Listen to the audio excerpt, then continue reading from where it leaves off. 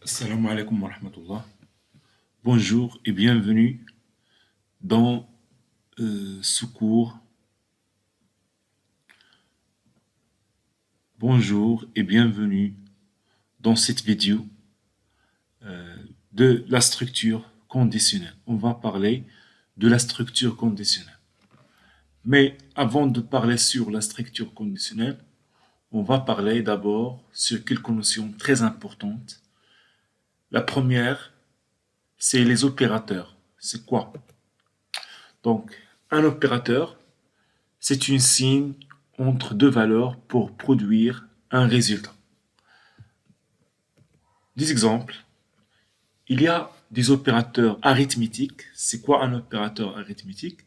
C'est les opérateurs qu'on connu, par exemple l'addition, la soustraction, la multiplication et la division. Aussi, il y a un autre opérateur, la puissance. On utilise double étoile pour Python et on utilise le symbole chapeau parfois dans d'autres langages de programmation, par exemple Pascal. Aussi, la division entière. Dans Python, on a double slash, mais la plupart du langage utilisent un simple slash. La différence, c'est quoi? Donc la division entière, c'est quoi la différence entre la division entière et la division simple? Si par exemple, on effectue l'opération 5 divisé par 2, la division simple va nous donner 2,5. Mais pour la division entière, il va nous donner seulement 2. D'accord?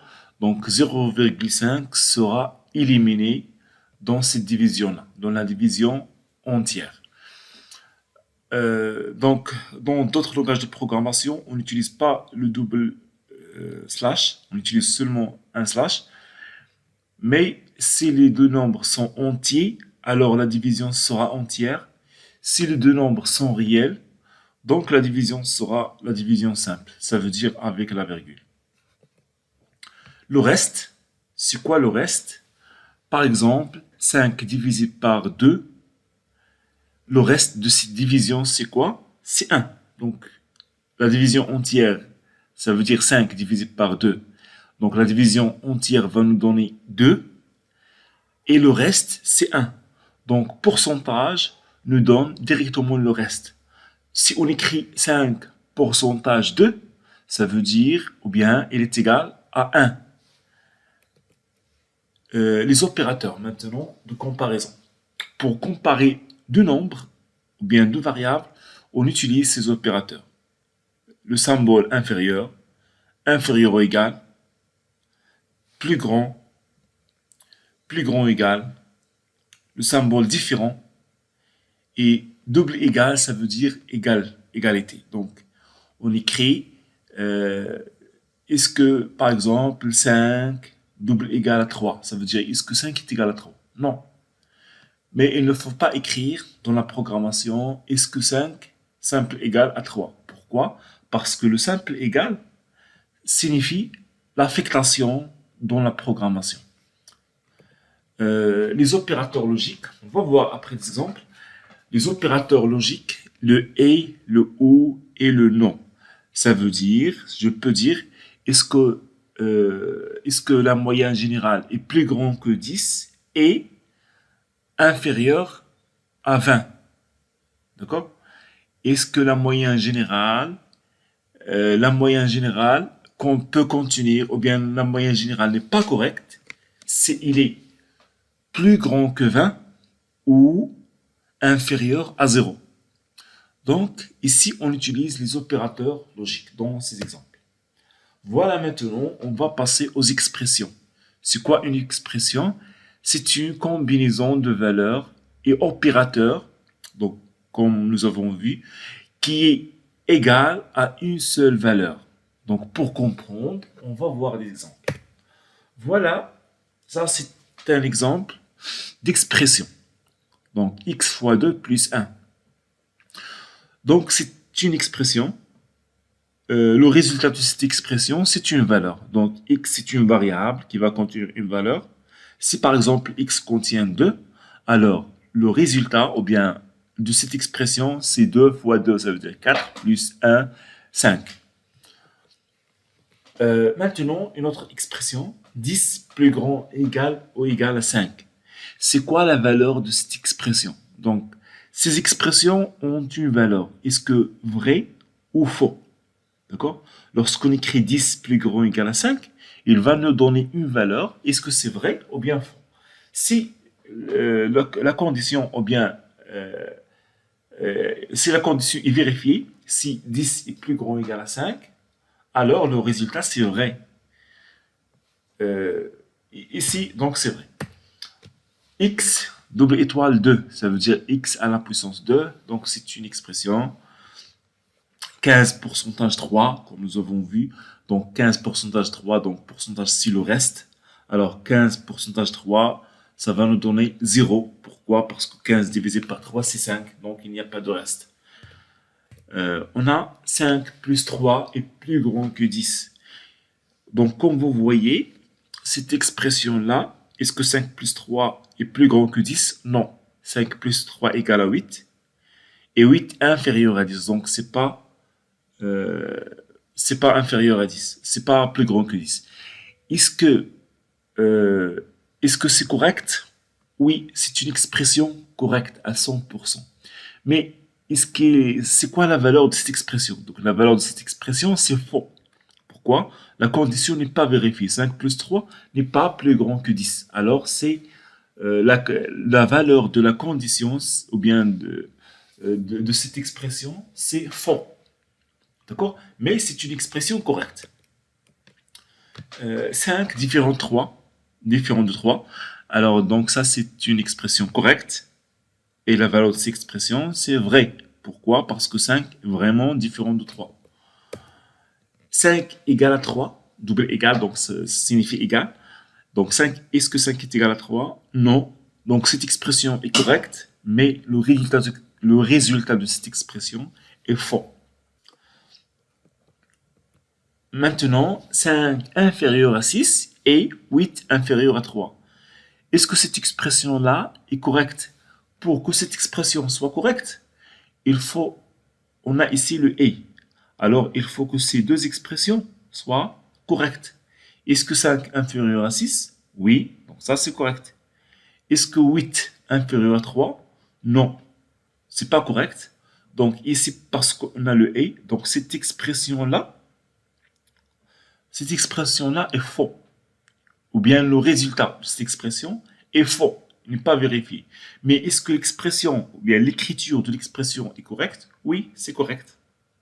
Mais le résultat de cette expression est faux. Pourquoi? Parce qu'on a le i, on a cette condition est vérifiée, donc vrai, mais cette condition n'est pas vérifiée, donc faux. Vrai et faux va nous donner faux. Maintenant, une autre expression, 5 égale à 3 ou 10 inférieur à 20. Est-ce que le résultat de cette expression est vrai ou bien faux? On va voir. Donc 5 égale à 3. Est-ce que 5 égale à 3? Non. Donc cette condition-là n'est pas vérifiée. Donc c'est faux. Ou, on a le symbole ou, 10 inférieur à 20. Donc, est-ce que cette condition-là est vérifiée? Oui. Donc 10 inférieur à 20. Alors, cette expression-là, ou bien la valeur de cette expression est vraie. Donc cette expression-là, et la valeur de cette expression est vraie, et l'expression est écrite correctement. C'est ça la différence entre le ou et entre le i. Si on a une seule condition qui est vérifiée, donc l'expression va être vérifiée. Maintenant, non, 5 plus 100. Alors, est-ce que 5 plus 100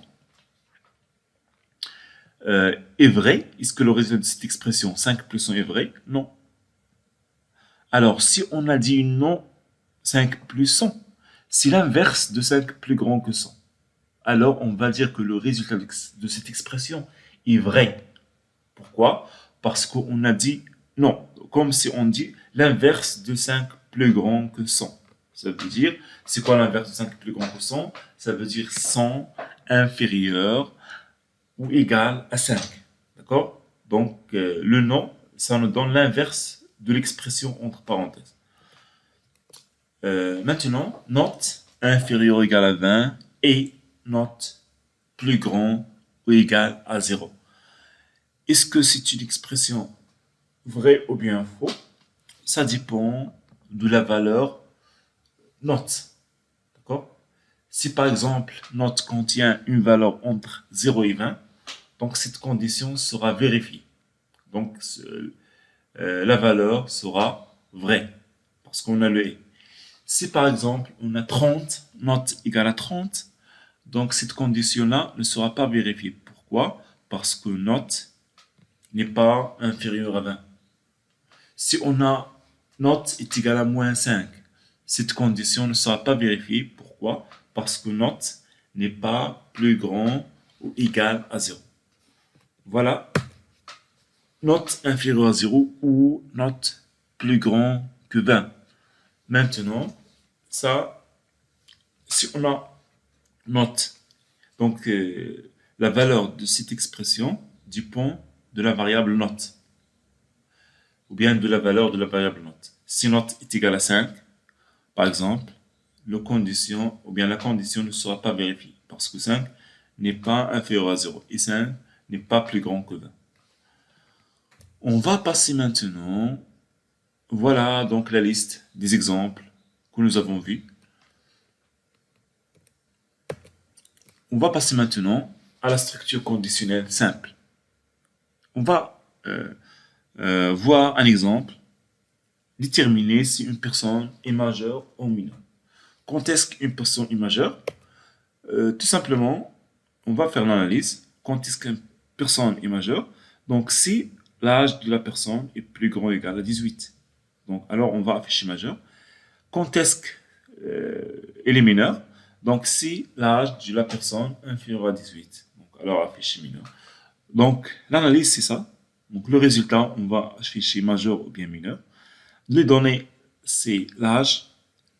Et voilà les opérations qu'il faut faire pour, trouver est-ce que la personne est majeure ou bien mineure. Alors, comment on va écrire ça en algorithme? Donc, voilà, en algorithme, on va commencer par lire les données. Donc, âge reçoit lire. Si âge est plus grand ou égal à 18, deux points, écrire, vous êtes majeur. Ici, dans la chaîne de caractères, on peut écrire ce qu'on veut. On peut écrire majeur, on peut écrire vous êtes majeur, on peut écrire. Donc, le principe, c'est qu'il faut écrire une chaîne de caractères. Si âge est inférieur à 18, écrire mineur.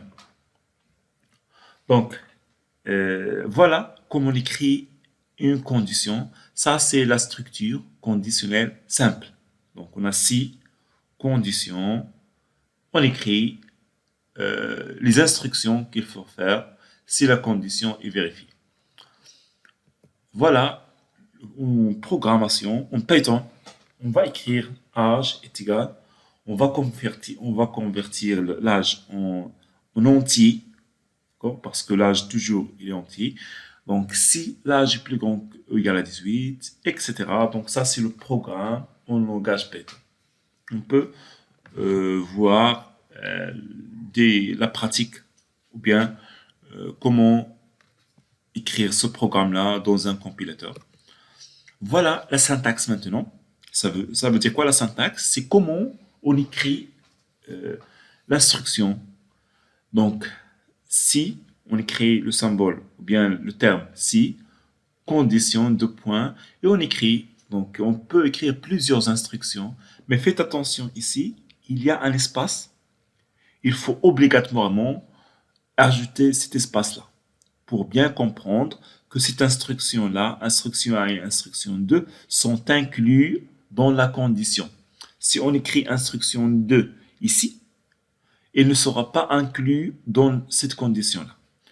Donc, en programmation, on écrit F, condition, deux points, etc.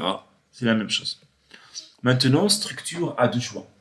On va partir d'un exemple. Exemple, écrire un programme qui détermine si un élève a réussi ou non à partir de sa moyenne générale. Donc, voilà l'analyse. résultat réussi ou non réussi, les données moyenne générale, MG, les opérations qu'il faut faire, si MG plus grand ou égal à 10, alors réussi. Si la moyenne générale est inférieure à 10, alors non réussi. Pour le programme, on peut l'écrire de cette façon en utilisant la structure que nous avons vue, c'est la structure simple. Donc, on peut écrire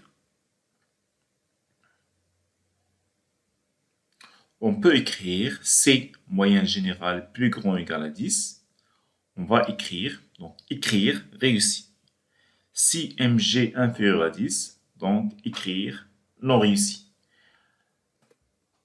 Alors, en programmation, voilà ce qu'on écrit. C'est la même chose. On va passer maintenant pour voir qu'on peut écrire cette instruction autrement. On peut écrire si moyenne générale plus grand ou égal à 10, écrire réussi. À la place d'écrire une autre condition, on écrit sinon. Ça veut dire quoi sinon ici? Sinon, ça veut dire si cette condition-là n'est pas vérifiée. Donc, si cette condition-là n'est pas vérifiée, l'ordinateur fait cette instruction-là. Donc, si la condition est vérifiée, il va afficher réussi. Sinon, donc, si la condition n'est pas vérifiée, il va afficher non réussi. Donc, pour traduire ça en Python, voilà, la même chose, F, MG. Le nouveau ici, c'est else. On écrit sinon, else, deux points. Et comme vous avez vu qu'il y a un espace ici, avant les instructions incluses dans F, mais else est dans le même niveau que F. D'accord? Les instructions incluses dans else sont décalées à droite, comme ça. Maintenant, la syntaxe de la structure a deux choix. Donc, si on écrit condition, deux points, les instructions, une suite d'instructions, et on écrit sinon, donc ça veut dire si cette condition-là n'est pas vérifiée, alors faire ces instructions-là. C'est la même chose en programmation, F, condition, deux points, les instructions, else, deux points, les instructions incluses dans else. On va passer maintenant à structure à plusieurs choix. Donc, on va toujours utiliser la structure simple pour comparer. Donc, ici, on veut afficher la mention d'un élève à partir de sa moyenne générale. Donc, si la moyenne générale, bien la note de l'élève, est inférieure à 10, on va afficher non validé. Si la note est inclue entre 10 et 12, alors on va afficher passable. Si la note est entre 12 et 14, on va afficher assez bien. Si la note est plus grande que 14, on va afficher très bien. Voilà un algorithme. On va écrire, ou bien on va résoudre ce problème-là en utilisant la structure simple. Ça veut dire seulement si. On utilise si. Donc, si la moyenne générale est inférieure à 10, on va écrire non validé, ça veut dire afficher non validé. Si la moyenne générale est entre 10 et 12, écrire passable, etc. Donc, c'est la structure que nous avons vue. C'est la structure simple. Maintenant, on peut utiliser, donc à la place de cette structure que nous avons vue, on peut utiliser cette structure-là et on va voir la différence entre les deux. Donc, c'est la même chose, donc le même résultat, mais on va voir la différence. Voilà, ici, pour la première condition, c'est la même chose. Si la moyenne générale est inférieure à 10, on va afficher non validé. Ça, c'est le premier cas. Maintenant, le deuxième cas, ou bien le deuxième cas, c'est ici, on a 10 inférieur ou égal à moyenne générale, inférieur à 12. Ça veut dire MG entre 10 et 12. Donc, ici, on écrit seulement MG inférieur à 12. Pourquoi? Ici, on vérifie si la moyenne générale est inférieure à 10. Donc, si la moyenne générale est inférieure à 10, il va directement écrire non validé et le programme va terminer. D'accord? Il ne va pas voir les autres conditions. Maintenant, si cette instruction-là ou bien cette condition n'est pas vérifiée, alors l'ordinateur il va passer aux deuxième condition. Il va voir est-ce qu'il est vérifié ou non. Donc, il va voir seulement si la moyenne générale est inférieure à 10. Donc, il ne va pas voir est-ce que 10 est inférieur ou égal à la moyenne générale, comme ici. Pourquoi? Parce que cette vérification-là est déjà faite ici. D'accord? Donc, il voit seulement est-ce que la moyenne générale est inférieure à 12. Donc, si elle est inférieure à 12, il va écrire passable. D'accord? Et si on doit vérifier deux conditions, est-ce que la moyenne générale est plus grande que 10 et est-ce que la moyenne générale est inférieure à 12? Donc, sinon, si ça veut dire si cette condition n'est pas vérifiée, on voit est-ce que la moyenne générale est inférieure à 14, comme vous voyez ici, une seule condition. Si aucune condition n'est vérifiée, alors on écrit sinon, écrire très bien. Donc, le seul choix qui reste, c'est plus grand que 14. D'accord? Donc, la différence ici, la différence entre les deux algorithmes, ici, le programme doit faire la comparaison. Donc, la première opération, la deuxième, la troisième, la quatrième, pour voir est-ce que les conditions sont vérifiées ou non. Parce que chaque condition, ou bien chaque si, est indépendante des autres. D'accord? À l'inverse, ici, ils ne sont pas indépendantes. Ça veut dire l'ordinateur, si cette condition-là est vérifiée, il ne va pas voir les autres conditions. D'accord? Sinon, si la première condition n'est pas vérifiée, alors à ce moment-là, il va voir la deuxième condition, est-ce qu'il est vérifié ou non. S'il est vérifié, il va effectuer cette instruction et il va sortir du programme. Sinon, il va voir le troisième instruction et ainsi de suite. Voilà, on écrit ça en Python de cette façon. Donc, f mg est inférieur à 10. La différence ici, ou bien le nouveau ici, c'est lf. Donc, sinon, si on écrit lf, ça veut dire else f. Donc, lf mg inférieur à 12, etc. Donc, c'est la même chose. D'accord? Donc, ici, Python et l'algorithme sont presque la même chose. On change seulement les mots-clés f, lf et else. Le reste, c'est la même chose. La syntaxe, voilà. Donc, on écrit si, condition 1, 2 points, et on écrit les instructions, la suite des instructions. On peut avoir plusieurs instructions. Sinon, si cette condition-là n'est pas vérifiée, alors on va voir la deuxième condition, on effectue des instructions. Si cette instruction-là, ou bien cette condition-là n'est pas vérifiée, on va voir troisième instruction, et ainsi de suite. La même chose dans la programmation, f, lf, lf, etc. Et à la fin, on écrit else, 2 points. Voilà, maintenant on va voir la structure imbriquée. Ça veut dire quoi la structure imbriquée? Ça veut dire une instruction ou bien une condition à l'intérieur d'une autre condition. Ici, dans cet exemple-là, pour écrire un programme complet, un programme qui va afficher validé ou bien non validé pour un élève, il faut prendre en considération que l'élève peut entrer une valeur erronée. Par exemple, il peut entrer 30, 14, 1000, d'accord? Il peut entrer moins 5. Donc, ça dépend. Il peut commettre une erreur ou bien il peut faire ça exprès. Alors, si ici on vérifie d'abord, est-ce que la moyenne générale saisie par l'élève, est-ce qu'il est entre 0 et 20? Si il est entre 0 et 20, on effectue ces instructions-là. C'est quoi ces instructions? Donc, on va voir maintenant, est-ce que la moyenne générale est plus grande ou égale à 10? On affiche validé. Sinon, on affiche non validé. D'accord? Maintenant, sinon, ça veut dire si la moyenne générale ne verrait pas cette condition qui est entre 0 et 20. Ça veut dire l'utilisateur a entré une valeur qui est plus grande que 20 ou bien moins que 0. Alors, on écrit not no valid. Donc maintenant, notre programme qui affiche validé ou non validé est complet. Ça veut dire l'utilisateur peut entrer n'importe quelle valeur et le programme va réagir pour si la valeur n'est pas correcte, il va dire voilà, la valeur n'est pas correcte.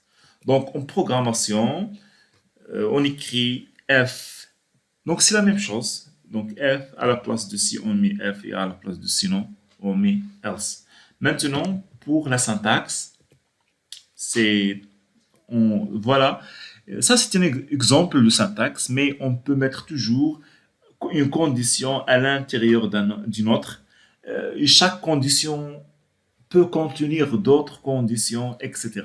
Donc voilà exemple d'écriture. Donc si condition 1, donc à l'intérieur de condition 1, on écrit une autre condition. Sinon, comme vous voyez ici, à l'intérieur de sinon, on peut écrire une autre condition et ainsi de suite. Si l'autre condition, on peut écrire à l'intérieur aussi d'autres conditions, etc. Voilà en Python la syntaxe en Python, donc if, else, etc. Alors, j'espère que ça, c'était bien clair. Donc, on va après travailler des exercices. Je pense pour les troncs communs, c'est le nécessaire. Mais on va voir d'autres notions plus avancées, par exemple les boucles et d'autres notions. Ça dépend aussi de si vous avez suivi bien, si vous avez bien la volonté de continuer donc ce cours d'algorithme. Merci bien et à une vidéo prochaine.